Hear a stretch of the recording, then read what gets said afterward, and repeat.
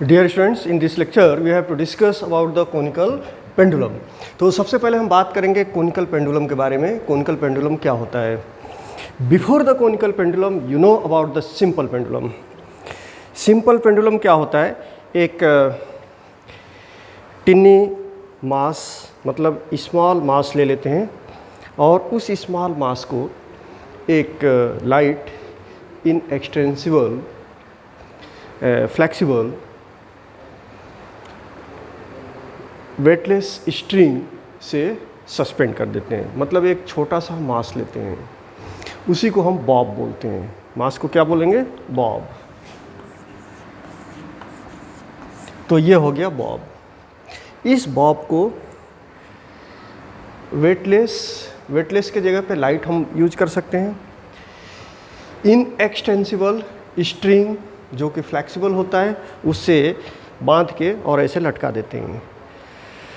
अब यही डिवाइस, यही पेंडुलम सिंपल पेंडुलम के तौर पे भी काम कर सकता है और कोनिकल पेंडुलम के तरह भी काम कर सकता है। तो सबसे पहले मैं बताऊंगा यह सिंपल पेंडुलम, इसको हम कब बोलेंगे।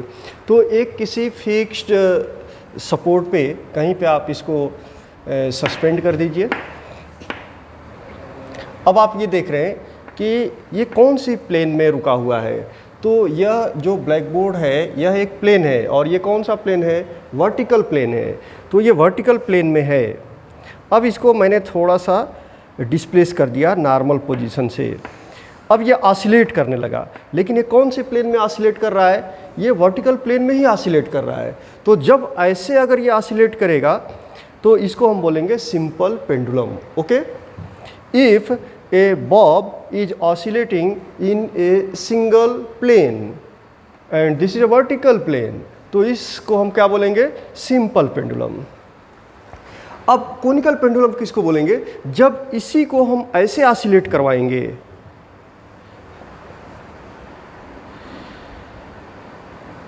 अब आप देख रहे हैं कि ये ऑसिलेट कर रहा है, लेकिन ये हॉरिजॉन्टल प्लेन में ऑसिलेट कर रहा है। वर्टिकल प्लेन में ये जो बॉब है ये हॉरिजॉन्टल प्लेन में ऑसिलेट कर रहा है। तो इसको हम बोलेंगे कोनिकल पेंडुलम। तो listen, what is the simple pendulum? When A metallic Bob is suspended by light और weightless inextensible string and oscillate in a single vertical plane, such a pendulum is called simple pendulum। इसको हमने पिछली classes में पढ़ा हुआ है। Conical pendulum, when the pendulum bob is oscillating in a horizontal plane, single horizontal plane, such a pendulum is called conical pendulum। In this situation you can observe here, यहाँ पे एक वर्टेक्स बनता है। जब आप इसको ऑसिलेट करेंगे तो यहाँ देखेंगे ऐसे ये ऑसिलेट कर रहा है, तो ये कोन का फॉर्म लेता है और कोन का यहाँ वर्टेक्स बनता है। ओके, तो let us we talk about a conical pendulum. Now look here, there are two diagrams of conical pendulum. एक हमने लिया है इन इनर्शियल फ्रेम और दूसरा लिया है non inertial frame. Non inertial frame और इनर्शियल फ्रेम में सिर्फ डिफरेंस क्या है? यहाँ पे हमने जो सेंट्रीफ्यूगल फोर्स है आउटवर्ड डायरेक्शन में उसको भी कंसिडर किया है। रियल फोर्सेस के अलावा ये रियल फोर्स नहीं है, इसको भी हमने कंसिडर किया है, और यहाँ पे उस फोर्स को कंसिडर नहीं किया है। तो ये इनर्शियल फ्रेम हो गया और ये क्या हो गया? नॉन इनर्शियल फ्रेम हो गया। तो this is A, look here the diagram, because actually this is a three dimensional, but here there is some difficulties to draw the three dimensional diagram। तो ये हो गया आपका कोनिकल पेंडुलम। अब ये कैसे ऑसिलेट करेगा? इस तरह से ऑसिलेट करेगा, ऐसे ऑसिलेट करेगा in a horizontal circle। Now suppose that the bob is located here at an instant। किसी वक्त जो हमारा बॉब है वह पॉइंट B पर है। तो इस स्ट्रिंग की लंबाई को हम क्या बोलेंगे? रिजिड सपोर्ट से, और ये इस बॉब के सेंटर तक का जो लेंथ होता है इसको हम बोलते हैं लेंथ ऑफ द पेंडुलम या length of the string of the Bob. ये लेंथ हो गया। और इस मेटेलिक बॉब का जो मास होगा उसको हमने ले लिया है m, m is the mass of the bob, and g is the acceleration due to gravity. और ये कौन सा रेडियस है? ये सर्कुलर पाथ है, जिस सर्कुलर पाथ में बॉब रोटेट कर रहा है, तो इसका कहीं सेंटर होगा, और उस सेंटर से यहाँ तक के डिस्टेंस को हम क्या बोलेंगे? Radius of the circular path. Okay, now let us we discuss about the expression related to the conical pendulum. Now suppose that the bob is located here, bob यहाँ पे है, तो ये वर्टिकल एक्सिस से यह स्ट्रिंग कितना angle बना रहा है? वर्टिकल एक्सिस से ये कितना एंगल बना रहा है? थीटा एंगल बना रहा है। ओके, तो therefore this angle is theta. Length of the string कितनी है? एल है, एल। तो therefore what is the distance between the rigid support and the center of the circular path of the bob? That distance, now this length is you know that is a L. Okay, तो ये कितना हो जाएगा यहाँ पे? because this angle is 90 degree, तो therefore you can apply the sin formula and also cosine formula। तो पहले मैं sin formula अप्लाई कर रहा हूँ, सॉरी कोसाइन फार्मूला अप्लाई कर रहा हूँ। तो therefore cos theta is equal to, cos theta is equal to you know that adjacent side upon hypotenuse. यहाँ पे एडजेसेंट साइड कितना है, इसी को हमको फाइंड आउट करना है। मान लीजिए एडजेसेंट साइड हमारा है x, तो therefore adjacent side x upon hypotenuse, hypotenuse है l, तो देयरफॉर x कितना हो गया? l cos theta. तो यहाँ से हमने ये लिख दिया, ये लंबाई कितनी हो गई? l cos theta. ओके, अब हम बात करेंगे इस कोनिकल पेंडुलम के बारे में। Now suppose that the bob is situated here, तो therefore the forces acting on the bob, bob पे कौन सा फोर्स काम करेगा? एक होगा वेट, और वेट कितना होगा? mg, weight will be mg, and it is acting vertically downward. Okay, दूसरा फोर्स होगा स्ट्रिंग में जो टेंशन फोर्स काम करेगा, स्ट्रिंग में जो टेंशन फोर्स काम करेगा। इसका बॉब है, अगर इसको हम खींचते हैं तो इस स्ट्रिंग में टेंशन प्रोड्यूस होता है, और टेंशन क्या होता है? एक फोर्स होता है, उसको हम क्या बोलते हैं? Force due to the tension. तो force due to the tension कितना है इसमें? T0 है, और इसका डायरेक्शन है बॉब से पॉइंट ऑफ सपोर्ट तक। इसका डायरेक्शन होगा बॉब से और इस सपोर्ट की तरफ along the string, that force is T0।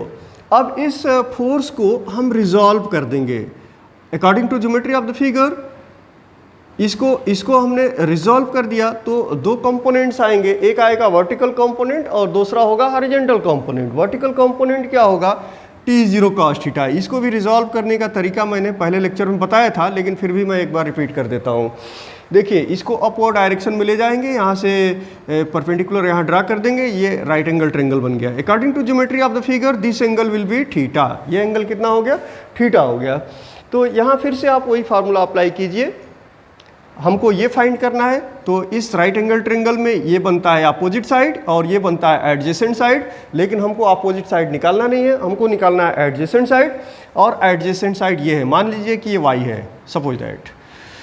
तो therefore cos theta is equal to adjacent side upon hypotenuse. Adjacent side हो गया y, हाइपोटेनियस हो गया T0, तो therefore y is equal to T0 cos theta. ये मिल गया हमारा, इसको हमको y लिखने की ज़रूरत नहीं है, ये सिर्फ मैंने समझाने के लिए लिखा था। तो T0 cos थीटा हमारा वर्टिकली अपवर्ड डायरेक्शन में जो फोर्स काम कर रहा है वो मिल गया। ओके, अब हमको निकालना है ये इसका दूसरा कंपोनेंट, जो हॉरिजॉन्टल कंपोनेंट जिसको बोलते हैं। तो इस कंपोनेंट को निकालने के लिए भी हमने यहाँ पे एक परपेंडिकुलर ड्रा किया। अब ये राइट एंगल ट्रायंगल बन गया, this angle is theta, therefore this angle will be also theta. तो therefore you can apply here sine formula. इसलिए साइन फार्मूला अप्लाई करेंगे कि हमको ये साइड निकालना है। इसको मान लीजिए हमने बोल दिया कि this is x।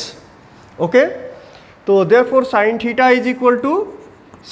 Is equal to opposite side upon hypotenuse, opposite side हमारा x है, हाइपोटेनियस है t0, तो therefore x is equal to t0 sine theta, यही लिखा हुआ है x is equal to t0 sine theta. तो horizontal component t0 sine theta और vertical component t0 cos theta, ये कौन से फोर्स का है?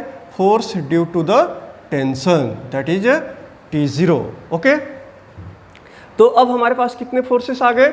एक वर्टिकल कंपोनेंट आ गया t0 cos theta, horizontal component आ गया t0 sin theta, and vertically downward direction में एक फोर्स आ गया mg, that is weight, because the weight is balanced by this component, that is vertical component of the tension t0 cos theta.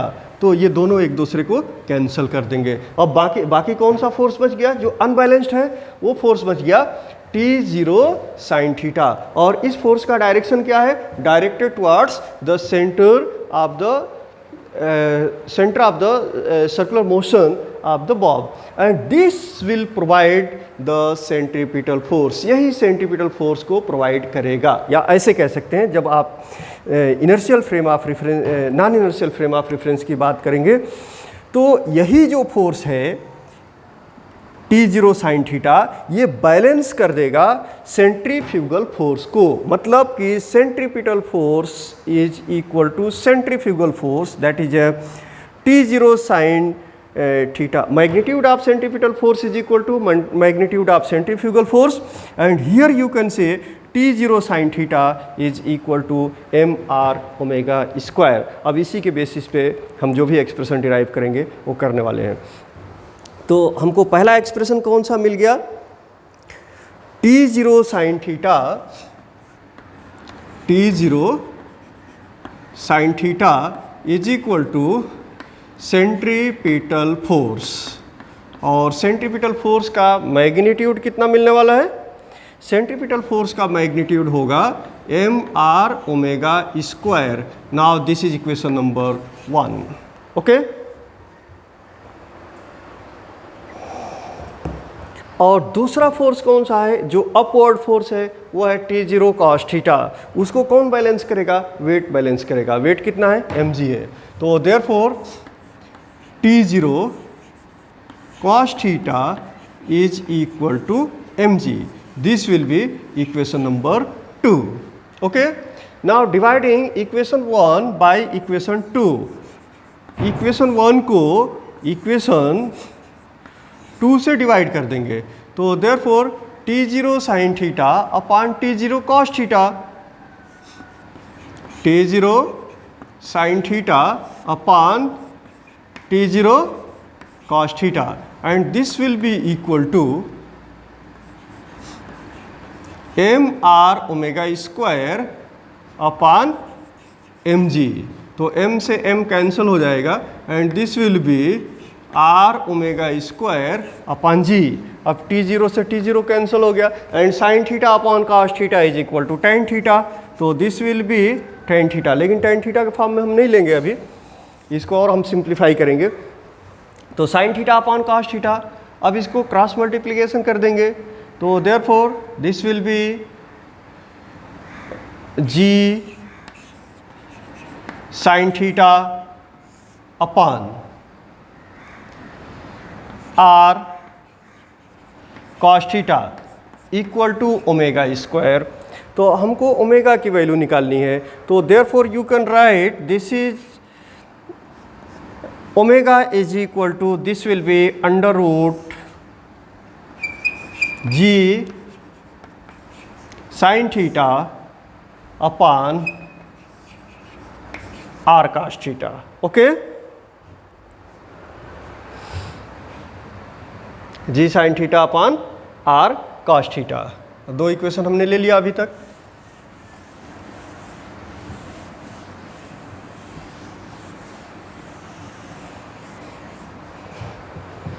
Omega की value हमने निकाल लिया। Omega क्या है? एंगुलर वेलोसिटी है। किसका एंगुलर वेलोसिटी है? इस बॉब का है जो हॉरिजॉन्टल सर्कल में रोटेट कर रहा है। Omega is equal to under root g sine theta upon r cos theta. अब इस एक्सप्रेशन को हम सिंप्लीफाई करेंगे। यहाँ पे आप देखेंगे ये कौन सा ट्रायंगल बन रहा है, राइट एंगल ट्रायंगल बन रहा है। ये एंगल कौन सा है, थीटा है। ओके,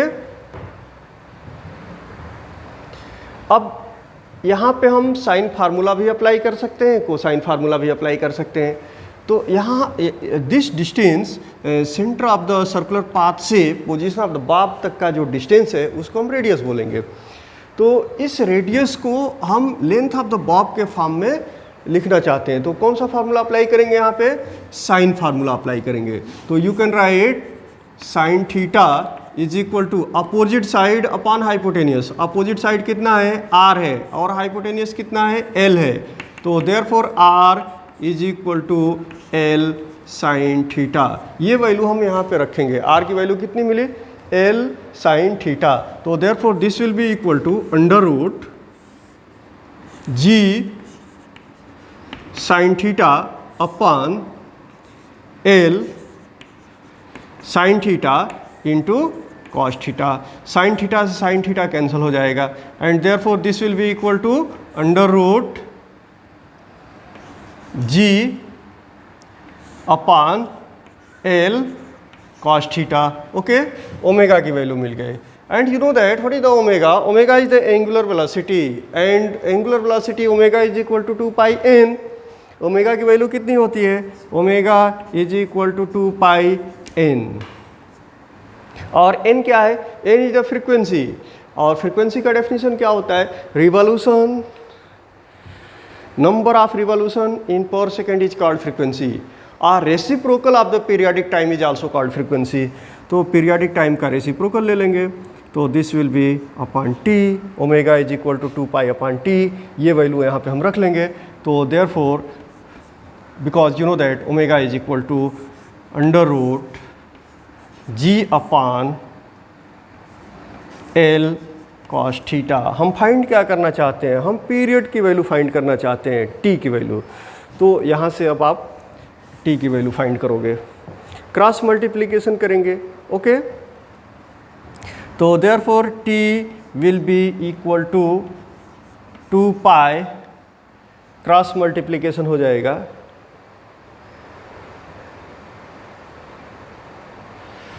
2 पाई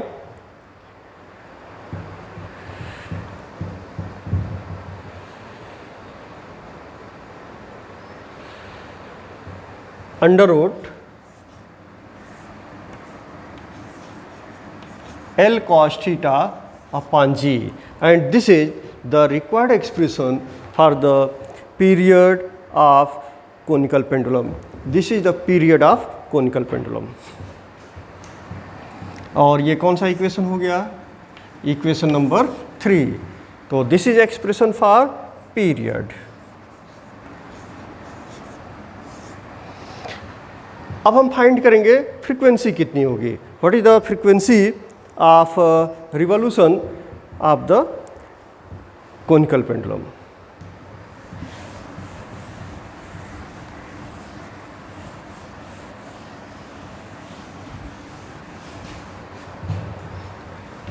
Frequency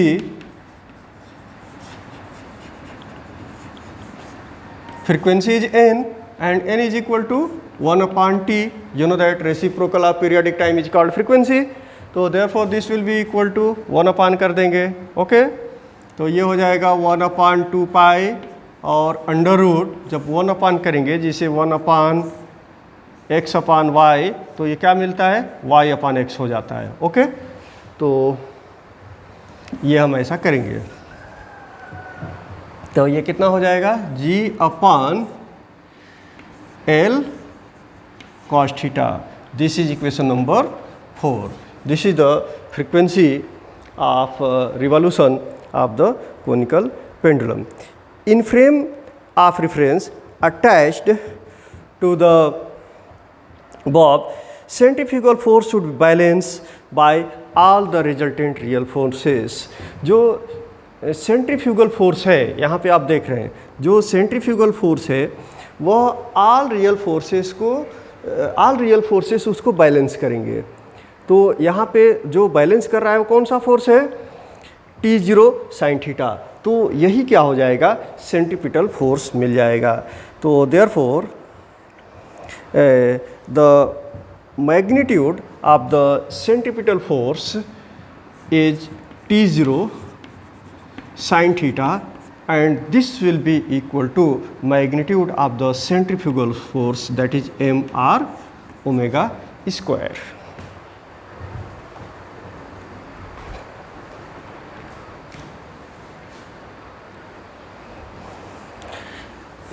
अभी आप कॉनिकल सिंपल पेंडुलम के जो एक्सप्रेशन डिराइव किए उसमें दो एक्सप्रेशन आप देखेंगे जो हमारे रिजल्ट में मिला है। एक तो पीरियड के लिए मिला है, period is equal to 2 pi under root L cos theta upon G, और दूसरा फ्रीक्वेंसी के लिए मिला है, that is equal to 1/2 pi under root G upon L cos theta. इन दोनों एक्सप्रेशन से ये क्लियर है। देखिए एल और जी कांस्टेंट है। इस एक्सपेरिमेंटल सेटअप को देखेंगे, एल तो हम चेंज नहीं कर रहे हैं, दैट इज ए कांस्टेंट, जी भी चेंज हम नहीं करेंगे, इसलिए कि जहाँ पे हम एक्सपेरिमेंट परफॉर्म करेंगे वहाँ जी की वैल्यू कांस्टेंट होती है। तो जी और एल ये दोनों ही कांस्टेंट है। वेरिएबल क्या है, थीटा है। तो थीटा चेंज होने से फ्रीक्वेंसी और पीरियड चेंज होता है। थीटा चेंज होने से फ्रीक्वेंसी और पीरियड चेंज होता है। जैसे मान लीजिए कि कोई बॉब है और थीटा इंक्रीज करते गया। थीटा जब इंक्रीज करते जाएगा तो एक वक्त ऐसा आएगा कि ये बॉब ऐसे ऑसिलेट करेगा, ऐसे ऑसिलेट करेगा। Do you understand? Like this. Actually this is not oscillating, I will discuss later why it is not oscillating. लेकिन ये ऐसे हॉरिजॉन्टल सर्कल में ऑसिलेट, अगर हॉरिजॉन्टल सर्कल में ऑसिलेट करता है तो थीटा हमारा कितना हो गया, 90 डिग्री हो गया। और जब थीटा 90 डिग्री हो जाएगा तो टेंशन उसमें टेंशन का डायरेक्शन टुवार्ड्स द सपोर्ट हो जाएगा। टेंशन का डायरेक्शन ऐसे हो जाएगा टुवार्ड्स द सपोर्ट। तो टेंशन का वर्टिकल कंपोनेंट नहीं मिलेगा। वर्टिकल कंपोनेंट जब नहीं मिलेगा, टेंशन का डायरेक्शन सिर्फ टुवार्ड्स द सपोर्ट आ जाएगा, लाइक दिस, ऐसे आ जाएगा। तो this will B the direction. If this is the bob, then this will be the direction of the tension. Only this is the direction of the tension, that force due to the tension in the string. In that situation, there will be no any component of this force, that is a vertical component. और जब vertical component नहीं होगा तो mass balance नहीं होगा। और क्या होगा? If theta is 90 degree in that case, then substitute here theta 90 degree and cos 90 is equal to 0. So therefore the period becomes 0. Periodic time becomes 0. And what will be the n? n कितना हो जाएगा? Theta की value 90 लेंगे और cos 90 is equal to 0. तो किसी quantity को जब 0 से डिवाइड करेंगे तो इन्फिनिटी हो जाएगा। तो फ्रीक्वेंसी विल बी इन्फिनिटी। तो therefore this is not possible. This is not possible. You know that if you take a stone, you can perform this one. और अगर हम कैसे भी चाहें, ऐसे हम ऑसिलेट कर रहे हैं तो ये सर्कल में ऑसिलेट कर रहा है, एंगल हम इंक्रीज करते जा सकते हैं, एंगल हमारा इंक्रीज करेगा, but you will never observe that this pendulum will oscillate exactly in A horizontal circle. ये पॉसिबल नहीं है।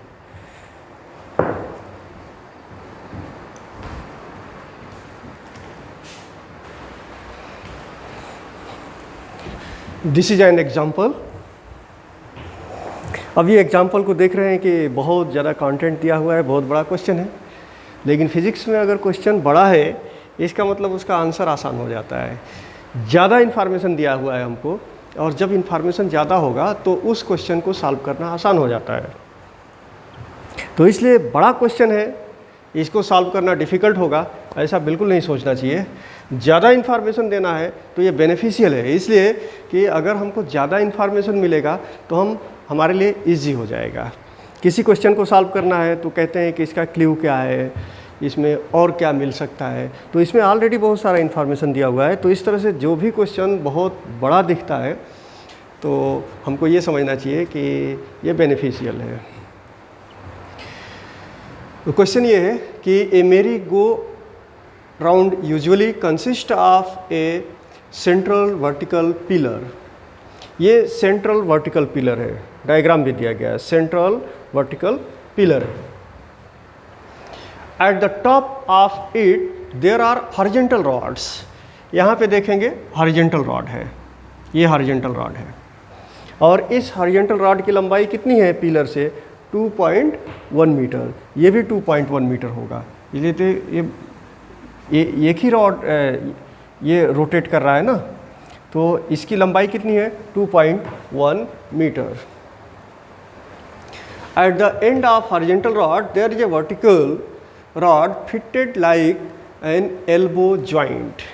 यहाँ पे इस रॉड को ऐसे फिट किया गया है एल्बो जॉइंट के जैसे. मतलब ये इस पोजीशन में भी आ सकता है और ये फ्री है ऐसे ऐसे रोटेट करने के लिए. This is free. Okay. At the lower end of each vertical rod there is a horse on which the rider can seat.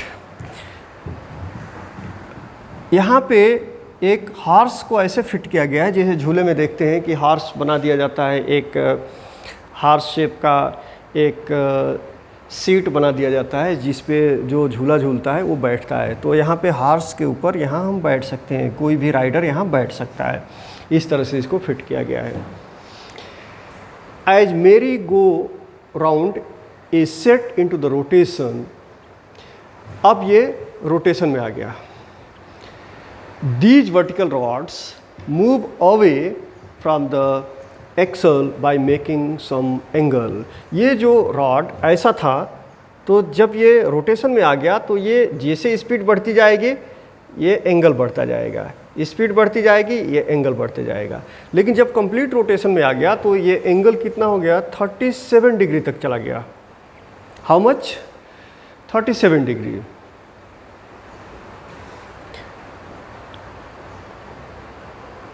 During rotation, calculate the frequency of revolution of the merry-go-round.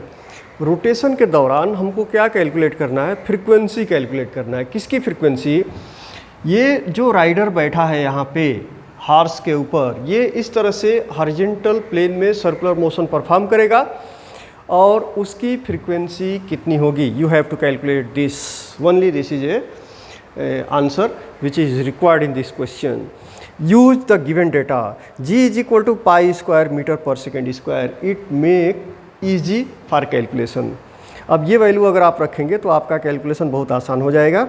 और sine 37 degree भी दिया हुआ है 0.6. इससे आप cosine भी निकाल सकते हैं और tan भी निकाल सकते हैं. ओके, तो ये इसको आसान बना देगा. अब मैं इस क्वेश्चन को सॉल्व करता हूँ, इसलिए कि क्वेश्चन बड़ा है, कंटेंट ज़्यादा है, तो ये मुझे डिलीट करना पड़ेगा.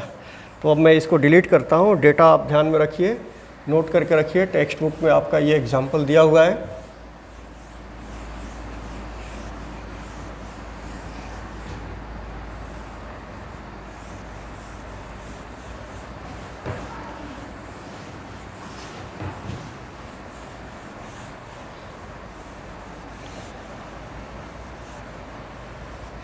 नाउ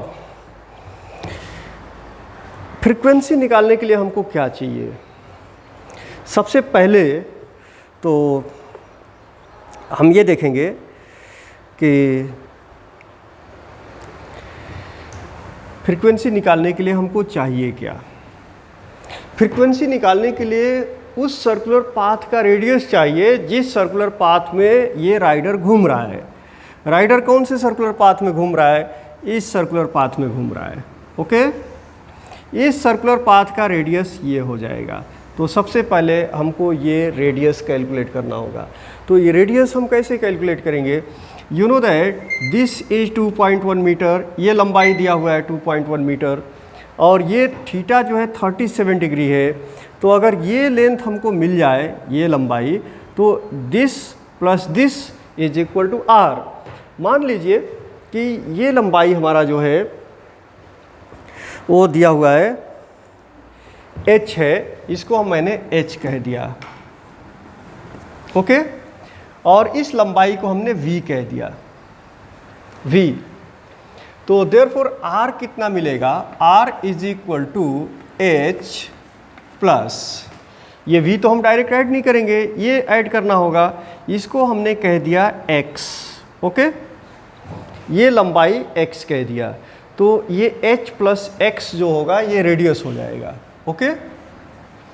लेकिन x दिया हुआ नहीं है, लेकिन ये एंगल दिया हुआ है, ये लेंथ दिया हुआ है, तो ये x कैलकुलेट करने के लिए ये राइट एंगल ट्रायंगल का हम यूज करेंगे, this right angle triangle, because this is a perpendicular, this angle is 90 degree. तो यहाँ कौन सा फार्मूला आप यूज करेंगे, साइन थीटा वाला यूज करेंगे। Sine theta is equal to opposite side upon hypotenuse, opposite side कितना है x, हाइपोटेनियस कितना है v, तो therefore x is equal to v sine theta, और v की वैल्यू ऑलरेडी दिया हुआ है, कितना है 1.5 है, 1.5, यूनिट क्या है 1.5 मीटर, ओके। यूनिट कन्वर्जन बहुत इंपॉर्टेंट है, मीटर में दिया हुआ है और ये भी मीटर में दिया हुआ है, तो 1.5 इंटू साइन थीटा, और sine 37, this will be sine 37 degree, और साइन 37 की वैल्यू ऑलरेडी आपको दिया हुआ है, कितना है 0.6, तो इसको आप 1.5 को 0.6 से मल्टीप्लाई करेंगे तो ये हो जाएगा 0.9 मीटर। तो x कितना मिल गया 0.9 मीटर, तो therefore this will be equal to h की वैल्यू दिया हुआ है 2.1 मीटर एंड प्लस x मिल गया हमको 0.9 मीटर, तो therefore this will be equal to 3.0 metre. तो r मिल गया, r जिसमें राइडर जिस सर्कल में रिवॉल्व कर रहा है उस सर्कल का रेडियस मिल गया। अब हमको क्या कैलकुलेट करना है, फ्रीक्वेंसी कैलकुलेट करनी है। तो यहाँ पे आप ये कॉन्सेप्ट अप्लाई करोगे, यहाँ पे दो फोर्सेस काम करेंगे, एक तो सेंट्रीपिटल फोर्स होगा इसलिए कि ऑब्जेक्ट सर्कुलर मोशन परफॉर्म कर रहा है, और इसमें टेंशन, इसमें मान लीजिए कितना टेंशन प्रोड्यूस हो रहा है इस रॉड के अंदर, तो टी टेंशन प्रोड्यूस हो रहा है, ओके, टी टेंशन। तो इसके दो कंपोनेंट्स आपको मिलेंगे, एक होगा वर्टिकल कंपोनेंट और दूसरा होगा हॉरिजॉन्टल कंपोनेंट। वर्टिकल जो कंपोनेंट होगा, वर्टिकल कंपोनेंट वह वेट को बैलेंस करेगा, और वर्टिकल कंपोनेंट क्या होगा, t cos theta, this will be equal to mg, इसलिए वर्टिकल कंपोनेंट वेट को बैलेंस करेगा।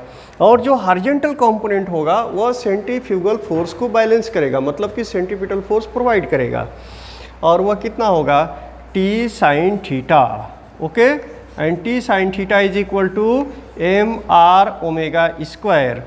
अब हम यहाँ पे डिवाइड कर देंगे इस इक्वेशन को इस इक्वेशन से, तो क्या मिल जाएगा, t sine theta upon t cos theta is equal to mr omega square upon mg, m से m कैंसिल हो गया, t से t कैंसिल हो गया, और sine theta upon cos theta कितना हो गया, tan थीटा। तो therefore you can write here tan theta is equal to r omega square by g, okay.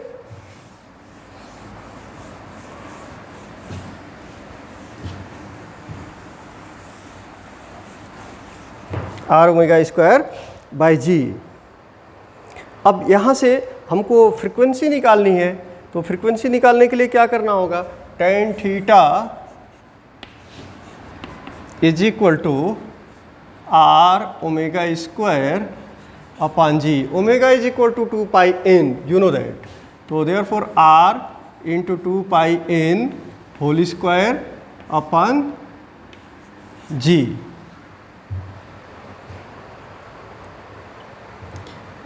Square कर देंगे तो r into 4 pi square, 4 pi square, okay, n square upon g।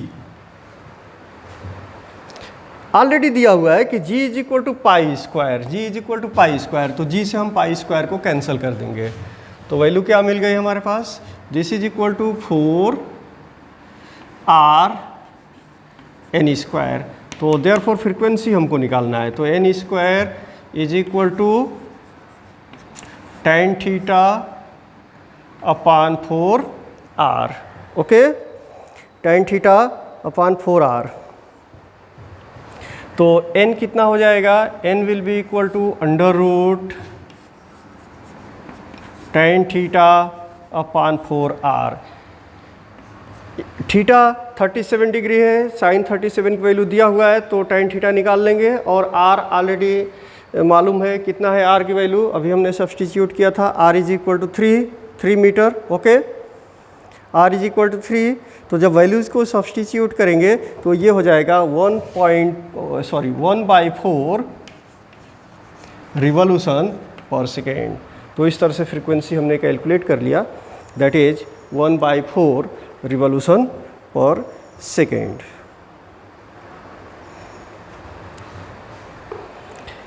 इसको हम 1/4 hertz भी बोल सकते हैं। रिवॉल्यूशन पर second is the SI unit, that is also known as hertz. Thank you.